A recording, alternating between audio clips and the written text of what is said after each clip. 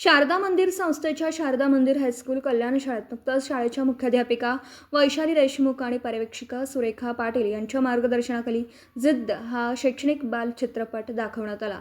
इयत्ता 5वी ते 10वीच्या विद्यार्थ्यांनी हा चित्रपट अनुभवला। आई वडिलांप्रती आपलं कर्तव्य, मोबाईलचे दुष्परिणाम, जिद्दीच्या माध्यमातून यशाच्या शिखरापर्यंत पोहोचता येतं असा संदेश या चित्रपटातून विद्यार्थ्यांना मिळाला।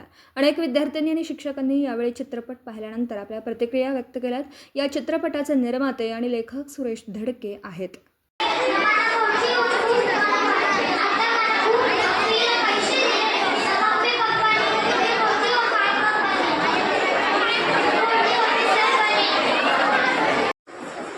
माझं नाव प्रतिमा कांबळे। मला आता नुकतंच 1 महिना झाला शाळेमध्ये, पण हा पिक्चर बघून मला इतकं छान वाटलं आणि खूप रडू पण आलं, कारण आजकालच्या मुलांना आईवडिलांची काहीच किंमत नसते। म्हणजे माझी मुलं तर खूपच लहान आहेत, पण जर आईवडील नसतील तर त्यांची काय अवस्था होईल हे मी या पिक्चरवरून अनुभवलं। खरंच बाळांनो, मोबाईल खूपच दुष्परिणाम होत आहेत। माझा 4 वर्षाचा मुलगा, त्याचं नाव हर्षद आहे, जिवंत उदाहरण आत्ताचंच, ज्यावेळेस त्याला खूप मोबाईल म्हणजे मोबाईल लॅपटॉप सारखा रडायचा, मला मोबाईल बघायचे आणि मोबाईलशिवाय तो जेवतच नव्हता।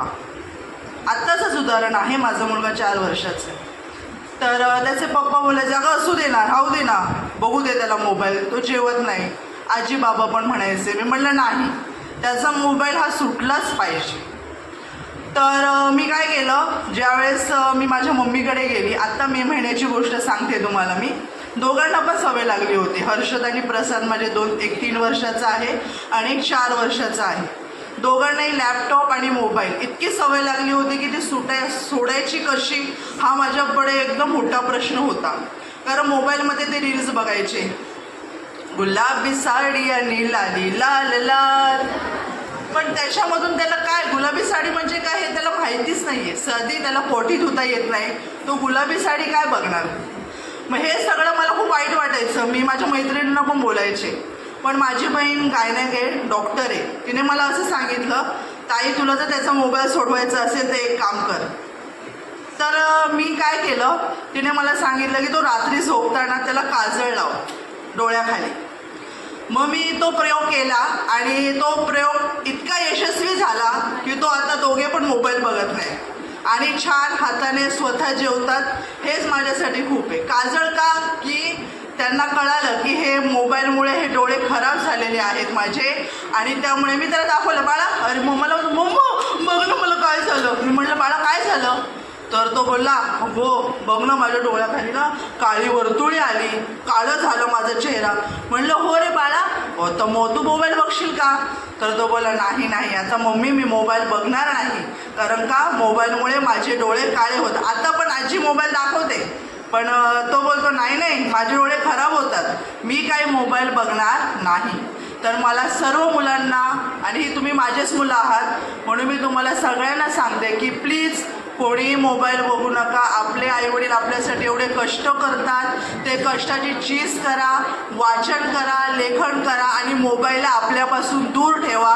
त्यामुळे डोक्याचा परिणाम होतो आणि डोळे पण खराब होतात। मग तुम्हाला तुमचे डोळे खराब झालेले पाहिजेत का? नाही। मग सर्वजण मोबाईल बघणार का आजपासून? नक्की?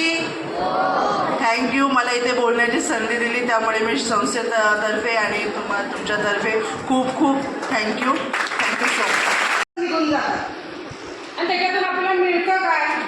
कमीत कमी आपल्याला कळतं की हे खरं आहे, पण आपण सोडत नाही। अशी पिक्चर बघितल्यावर तरी आपल्यामध्ये जिद्द निर्माण व्हायला पाहिजे की ते बघून आणि मोबाईल हातात धरून माझं काय नुकसान होत आहे, मला काय आवडते मिळत नाही, मग माझे आईवडील माझ्यासाठी कष्ट करतात, तर माझं कर्तव्य काय? आपण ते नुसतं बघतच राहणार का? ते काही तुम्हाला सांगणार नाही की तुम्ही पण आमच्याबरोबर कामाला चला। आपलं कर्तव्य एकच आहे की आपण उत्तम अभ्यास करा, चांगलं यश प्राप्त करा आणि कमीत कमी जे आई वडिलांनी संस्कार दिले ते आपल्याला पुढे न्यायचे। तर आपण या पिक्चरमधून एकच बोध घेऊया, मोबाईल तर आपल्याला घ्यायचा नाहीच आहे, तो गरजेचा नाहीच आहे, पण त्याचबरोबर आपल्या आई वडिलांच्या कष्टाची जाणीव आपण घेऊया। धन्यवाद।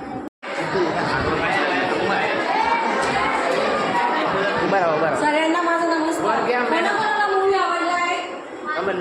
सगळ्यांना आवडला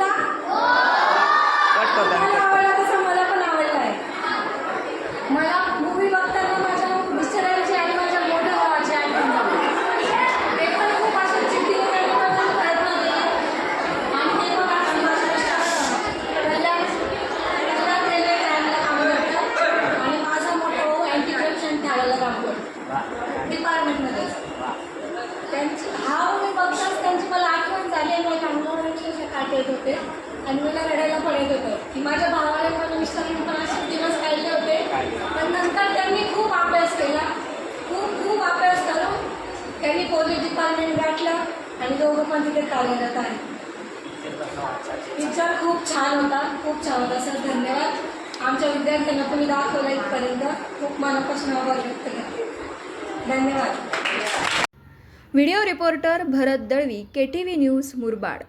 आपल्या परिसरातील बातम्या आमच्यापर्यंत पोहोचवण्यासाठी स्क्रीनवर दिलेल्या क्रमांकावर संपर्क साधू शकता. दूरध्वनी क्रमांक 9833235011. त्याचप्रमाणे अधिक माहितीसाठी स्क्रीनवर दिलेल्या KTV न्यूजच्या ईमेल आयडीवर देखील संपर्क करता येईल.